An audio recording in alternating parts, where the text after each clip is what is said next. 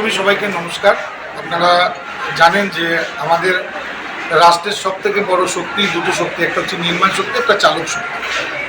তো আমাদের রাষ্ট্রে যারা চালক শক্তি, যাদের মাধ্যমে আমাদের এই সারা বিশ্বের মধ্যে যাদের মালপত্র আদান প্রদান, একটা মানুষের জীবনে প্রত্যেকটা দিনের তার প্রত্যেকটা মুহূর্তের সাথে চালক শক্তির প্রয়োজনীয়তা আছে।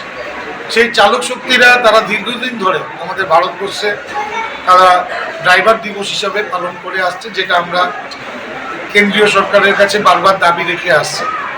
তেমনি অল ড্রাইভার কল্যাণ সংঘ উদ্যোগে আজকে 1 সেপ্টেম্বর তারা চালক দিবস হিসাবে সেই দিনটি পালন করে থাকে। সেই পালনের সামনে সেই